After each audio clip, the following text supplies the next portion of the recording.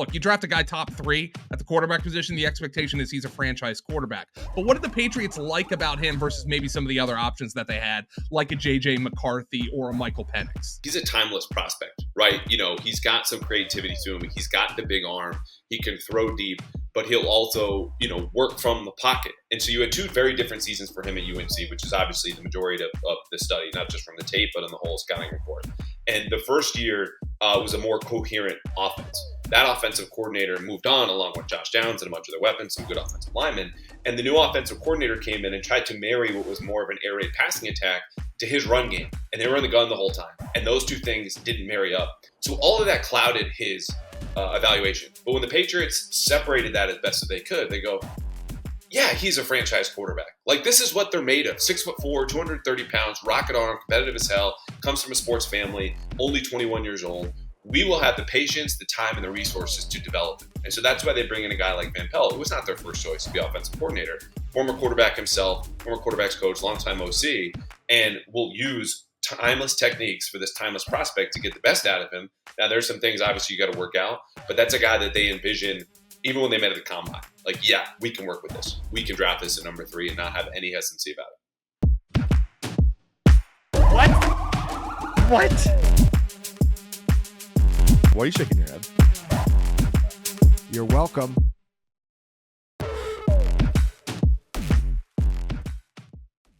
The New England Patriots are coming into the 2024 season with their first new head coach since before 9/11. And without the leadership of Bill Belichick, might we actually learn something from press conferences? What does this new atmosphere mean for reporters, and what kind of access they have in terms of giving us the best fantasy football information? I spoke with my good buddy Andrew Callahan of the Boston Herald about Gerard Mayo, Rhamondre Stevenson, Drake May, and more in a pivotal year for the New England Patriots. I'm Joe Dolan. Like this video, leave a comment, and subscribe to the Fantasy Points channel for 32 breakdowns of all 32 NFL teams. This is the fantasy franchise focus for the New England Patriots. All right, Callahan, your Rhamondre Stevenson call 2 years ago on this very show really helped us be kind of ahead the curve on Rhamondre Stevenson. You were the first one to tell me how much they love the guy. I'm sure you were one of the first to find out that they had signed him to an extension. He himself had said it was getting close. What does Rhamondre Stevenson's extension with the Patriots mean for his role in terms of how many touches you think he's going to handle in the new offense, in terms of if you think he's going to be the focal point of the new offense? What does that all say about Rhamondre Stevenson? So we're dealing with this new thing in New England called telling the truth mostly in press conferences. And Gerard Mayo has opened up in a way that I'm still getting accustomed to. And this is not, of course, a knock on the greatest coach of all time. We just all knew what the deal was with Bill. And so with Gerard, he came out and said before the extension was reported, he's our number 1 running back. He's our lead guy. So to me, that says featured guy. That puts Antonio Gibson at least nominally in not just a 1B role, but a number 2 role. And so I would say is, look, ideally for them with a young quarterback, a lesser offensive line, bottom 5, 10, whatever receiving core, they want to feature their running backs, be able to run the ball. Now, the game score is not going to dictate that, I don't think, very often for a team that's not favored, as it is right now, in July, to win a single game this season. But the way they would have it in this new system with Alex Van Pelt, it's run the ball, play action shots, and Rhamondre Stevenson, who was their leading receiver a couple years ago, is going to factor in both as obviously the top rusher and pass catcher. So Antonio Gibson is a guy who I texted you last week, and I said I don't want to say he's scaring the fantasy football community, but just enough that Rhamondre is being drafted as a low-end running back too, which is actually where he finished last year. Do you think Antonio Gibson presents a significant threat to Rhamondre Stevenson's workload? Or is it just as you said, he is the number 2, he is the backup running back?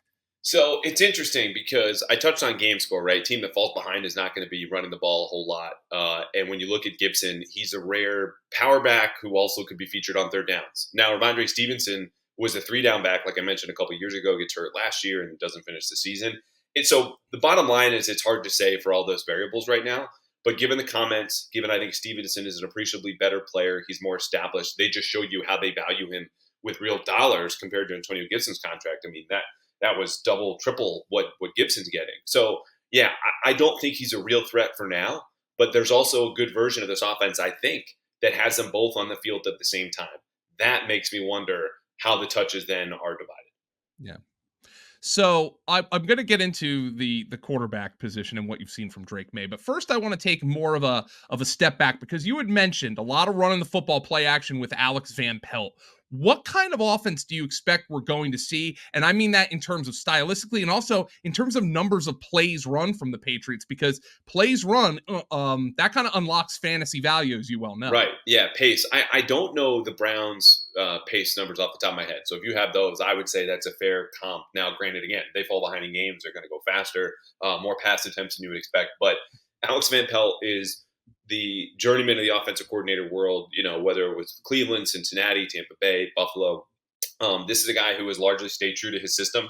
And it is a outside zone running scheme paired with a lot of, old school Shanahan concepts. Now, there's some West Coast concepts that you're in there that you would find on tape from, Paul Hackett in the 70s, Bill Walsh, obviously in the 80s, and on and on. And so he stayed true, underlying those concepts or drills that he still does. The footwork for Drake Maye is stuff that he ran and learned from coaches who were in the 70s. So I don't want to say it's a basic offense, but when you talk about the Shanahan tree, this is one of the lower branches, right? Closer to the trunk, the original stuff. And that's what it's going to be. They want to run, they want to throw off play action. And part of that is Drake Maye. Part of that's just who Alex Van Pelt has also been. But this will be a simplified system that I think will also help get some of the rookie receivers on the field faster than we've ever seen in New England. Some of your colleagues have gone on the record as saying Jacoby Brissett is the starting quarterback for the New England Patriots. There's not much of a competition here. How would you classify your view of Jacoby Brissett versus Drake Maye, if there's even a versus in there? Or is this supposed to be kind of a familial relationship here to help nurture Drake Maye? Yeah, I think it's a little bit of both. And they've been honest about that, and I even texted with a longtime Patriots veteran a couple weeks ago about Jacoby, and he said, man, we could have used him the last couple of years, just like an adult in the room, someone who understands his role, what he was paid for here, 1-year deal up to 10 to really $8 million. And so he's comfortable with being both mentor and competitor. And they had a connection actually where they met about a year ago over the summer. Jacoby Brissett's an NC State guy. Drake Maye obviously went to UNC. And so they had played golf or something to that effect. And they've gotten off to a good start. Now, Jacoby is the starter. I would expect him, again, right here in July, to start week 1. How long into the season does he continue to start? That's a question in New England right now, to which I say, I have no freaking clue. And I would say the Patriots also don't know because they want Drake Maye to earn it, which we knew right away when he was throwing in OTAs, because it wasn't just that he was throwing behind Jacoby Brissett in team drills. He was behind for a time Bailey Zappi. Then he left him, and now it's really, as we all expected, a 2-horse race there to start a quarterback. So what have you seen from Drake Maye? What have the Patriots said about him in terms of what the expectations are for him long term? Obviously, you draft a guy top 3 at the quarterback position. The expectation is he's a franchise quarterback. But what did the Patriots like about him versus maybe some of the other options that they had, like a J.J. McCarthy or a Michael Penix? Yeah, I think he's just a guy, and I wrote this before he got drafted. He's a timeless prospect, right? He's got some creativity to him. He's got the big arm. He can throw deep, but he'll also, work from the pocket. And so you had 2 very different seasons for him at UNC, which is obviously the majority of the study, not just from the tape, but in the whole scouting report. And the first year was a more coherent offense. That offensive coordinator moved on along with Josh Downs and a bunch of their weapons, some good offensive linemen. And the new offensive coordinator came in and tried to marry what was more of an air raid passing attack to his run game. And they were in the gun the whole time. And those 2 things didn't marry up in a way that led to a lot of struggles, not only just from a personnel standpoint, but schematically. So all of that clouded his evaluation. But when the Patriots separated that as best as they could, they go, yeah, he's a franchise quarterback. Like, this is what they're made of. 6'4", 230 pounds, rocket arm, competitive as hell, comes from a sports family, only 21 years old. We will have the patience, the time, and the resources to develop him. And so that's why they bring in a guy like Van Pelt, who was not their first choice to be offensive coordinator, former quarterback himself, former quarterback's coach, longtime OC, and will use timeless techniques for this timeless prospect to get the best out of him. Now, there's some things obviously you got to work out, but that's a guy that they envision even when they met at the combine. Like, yeah, we can work with this. We can draft this at number 3 and not have any hesitancy about it. So there's a player in fantasy football who has led his team in touchdown receptions in 2 of the last 3 seasons, got re-signed this offseason, and is available in like the 14th round of fantasy football drafts. It's also on a team where the most proven wide receiver is a guy who might not have a functioning knee anymore.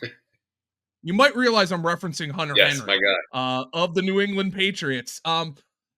Is he kind of slipping through the cracks for the fantasy community here? I know, look, he's not Tony Gonzalez. I get it. But he has led the Patriots in touchdown receptions in 2 of the last 3 seasons, and they made it a focus to bring him back. What am I missing here with Hunter Henry? Yeah, I think if you're leading the Patriots in touchdowns the last few years, that's kind of like bragging at some point of being the fastest growing podcast or show, but it's been 2 years in. You know, like you don't have much more to say. It's not really the brag that you think it is. But I will say this, that's a guy that I was on early. I'm sure we talked about this a year ago, where I was like, he's got this connection with Mac. They're literally neighbors. I'm seeing it in practice. You're looking at third downs, red zone, high leverage situation. That's where Mac's going to go. And opponents know it, and sometimes it still works. He scores touchdowns in their first 2 games against the Eagles and Dolphins at home, both very close losses. Then the offensive line falls apart, so does Mac. The whole season goes to hell. But if you wanted to prorate those numbers, obviously 17 touchdowns is way more than he would have had, and realistically. But that's a player I think is still a quarterback's best friend, given the surrounding lack of talent. You mentioned a receiver. Also, a young quarterback, he works the middle of the field where that offense, and I think this one too, is going to do most of its work, and he's just reliable. Now, the thing is, at the same time last year, because Hunter Henry didn't pan out as a big fantasy tight end, I was saying take the over on the Patriots. So, I can't pat myself on the back when the Patriots go 4-13 with an over-under of then 8.5. And this year, I would say cautiously, yeah, you might be sleeping on him a little bit, but don't expect this, top 5, top 8 return. Just a guy that, in certain matchups, might be able to kind of push you across as like this 1B tight end. Let's go to the wide receiver position, because let's just say Jacoby Brissett and Drake May as a unit offer a significant upgrade on whatever the hell the Patriots had under center last year. Somebody's going to catch passes here. The guy getting the early hype is Pop Douglas. Let's start there. Would you agree with Pop Douglas being one of the guys to be getting and should be getting the early hype as somebody who could really make an impact in this receiving group? I think that's fair. There are 2 things, though, that hold me back. One is he had 2 concussions last year. And this is a 5'8", 5'9", 180-pound dude who is primed to make the year 2 leap, has the most natural run after catch ability, natural separation skills of anyone on this roster. And frankly, it's not even close. But the other part is the quarterback situation there. So again, we could talk about, I would pick him as the odds-on favorite to lead them in catches. But the odds, if you're doing this in gambling terms, might be like plus 200. So it's not, it's not great. This is not a 1-to-1 bet with him. Because it's really, you've got KJ Osborne, their top receiver that they signed a free agency from Minnesota, operates out of the slot. Kendrick Bourne primarily plays out of the slot. I think Juju Smith-Schuster will probably get traded, but that's a dude, again, best out of the slot. Pop Douglas only operates in the slot, not to mention Jalen Polk and Javon Baker, who they drafted in the first 4 rounds. So there's a lot of competition here, a lot of not like-minded, players, but similar profiles that could eat into Pop Douglas, who, again, is 1 concussion away from having really serious conversations about his career and his life. So let's talk about the 2 receivers that they drafted. I know Patriot fans are hoping that Bill Belichick being gone means the curse of the receivers in the draft is broken, finally. They draft 2 guys who our guy Brett Whitefield actually thought were very different players and should be utilized differently in the NFL. Jalen Polk out of Washington, down the field, perimeter guy, while Javon Baker, he viewed as somebody who should be used more like Rashee Rice, the big slot, in a way much like Juju Smith-Schuster has been used in his career. Did you see them similarly when you watched them after the Patriots drafted them or before the Patriots drafted them? And which of those guys might have a leg up on having a role here in the offense? Yeah, I would say Baker, to me, profiles more of a perimeter receiver than you just profiled. And I would say Polk has got the ability to also play inside. So these are slightly bigger targets, downfield targets for sure. And that's going to emphasize when you look at the intended air yards last year for the Browns, which is a very different offensive line talent, all that. But it's the same scheme the Patriots are about to run. The Browns led the league in number of yards that they covered throwing the football. Just out of Joe Flacco or Deshaun Watson's or PJ Walker's hands and whatever intended receiver, they covered more yards doing that than any other offense. This will be a downfield, deep passing attack. And that should lend itself toward more numbers for Baker and Polk if they see the field. Because Javon Baker, to date, his most famous moment as a Patriot is telling all of us on Zoom, us reporters, on day 3 of the draft, I make people stand up out of wheelchairs. So I need to see him actually play football before I get over that. And then we have something happen on the field where he's starting over, again, you talk about Kendrick Bourne busted his knee, but Osborne's still in there, Pop Douglas. And they also might want to go 12 personnel, which we saw a lot of the minicamp with Hunter Henry and Austin Hooper. I'm not saying any of those options are great. I just want the rookies to prove it to me. But when they do, they will be targeted deep. And I think Baker is more of a run after catch guy, but both are very, very good at the point of attack. So the New England Patriots, according to, we have a former scout now working with our data team, former NFL scout named Scott DiBenedetto. He just ranked the offensive lines in the NFL. And I know he was more than willing to put his name on some very interesting opinions. But one that I think is going to be pretty common throughout the industry is he put the Patriots at 32. I was just going to say 31. Yeah, okay. 31, 32. He has the Patriots as the worst line. Is there anything that you can tell fantasy football players that might make them a little bit more optimistic about drafting a Rhamondre Stevenson or investing a dynasty pick in Drake Maye here? Or is this something where we're going to be seeing the Patriots have to deal with a lot of backfield traffic for yet another year? Yeah, so what I would say is the outside zone scheme is going to help Rhamondre Stevenson because this is one of the highest man block running teams that we saw the last couple of years. Bill O'Brien, Matt Patricia before that, Josh McDaniels, power, counter, duo, all that stuff. This is going to be one cut and go. That suits Antonio Gibson. It was one of the highest rated zone runners in football last year, according to PFF. And you see it on the tape. And Rhamondre Stevenson caught on as a mid-round pick in 2021, running his own scheme at Oklahoma. So his numbers are still good there. So the issue with the line really is the big problem at left tackle, where they just don't have them. They're trying Chuck Okorafor from Pittsburgh, career right tackle, who played left tackle in college. And that reason, or that experience in college 7 years ago, was the number one reason offered by Elliott Wolf when we asked, hey, what are your plans here? Why is he able to switch sides? Like, oh, he did it in college. And Joe, I used to be able to drink a whole lot more in college. If you wanted to go play certain games out there, I would not be fit to go do that because 10 years ago, I might have been able to play those games pretty well. My tolerance is gone. Chuck Okorafor, I think, is a lot more athletic and that, can play football better than I could ever drink. And that's the end of that analogy. But the point is, they have two problems right now with their line, and it's at left guard and it's at left tackle. I think most teams deal with one problem, but whether they move City Sal, who I think is a guard who's coming on, second-year player at Eastern Michigan, really good run blocker, even if he fills a hole at left guard, he's coming over from right. So you don't want to fight the two-front war. And they're banking on a core for solving the left tackle position, but they're going to have at minimum one issue up front with a line that overall is really low in talent, and it's tough. But that's the guy to watch for. If Chuck Okorafor is having a good training camp, the rest of the line should fall into place. Yeah, and Cole Strange, by the way, apparently had a patellar injury that the Patriots, you mentioned that they're in the process of telling the truth now. What happened with Cole Strange, and is he going to be ready? Yeah, and let's say this, telling the truth more often. How much more often? Is it even 50%? No, probably not in press conference. But hey, things that are not, tangential to winning that we can be honest about. Hey, yeah, we wanted to re-sign him because we think he's a good player and we hope something gets done. They're more in that realm. But as far as Cole Strange, got hurt last December, lost against the Chiefs. He's not expected to be back until at least mid-season right now. And I think he's a guy, too, that, this might be his last year as a Patriot anyway, just given the contract, lack of production, lack of health. And it's not a knock on him or trying, but he's a dude who you look at and go, you're listed at 310? I don't know. You could walk through the grocery store. No one's going, yeah, he plays football for a living. And that's not something I think you want, in your lineman. And he might be better suited for this zone scheme, which is kind of a bummer for him. But it's not – I don't think they'll miss him as much as you would think a first-round offensive lineman going down for at least half the season would hurt. Andrew Callahan is the Patriots beat writer for the Boston Herald, also did some great work for the Boston Celtics here during the playoff run. He is the co-host of the Pats Interference podcast. You can follow him on Twitter at _Andrew Callahan. Make sure you get that underscore in there, folks. Callahan, I have to imagine in the Boston area, Andrew Callahan isn't the most uncommon name. It is not. There are two people that folks ask me about, one of whom is this old radio host, Jerry Callahan, who's now working for Newsmax or something, but used to be big on WEI. No relation.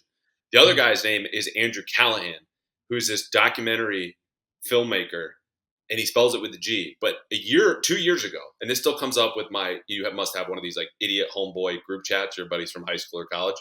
So they bring him up because 2 years ago, he was accused of sexual assault. So all of my mentions were hey, is Rhamondre Stevenson going to be a fantasy option here in 2022? Why are you such a POS? All of this different stuff with you. And then you have the people that you don't want in your mentions going, no, fight the power. These accusations are BS. I'm like, believe women, also not me. So that's really where the name comes up and sometimes a little problematic. Well, I will tell you this: when I take my ID out in New York City, I have to say no relation. Oh, So makes I do sense. have Yeah. to qualify that. Although I guess they're a little bit happier with Jim after he opened up the Sphere out there in Las Vegas. Callahan, it was great having you on Franchise Focus. We'll be sure to talk to you next year, and we'll be keeping up with you throughout training camp as all those Patriot camp battles kind of play out. So thanks for joining me. You got it anytime, Joe.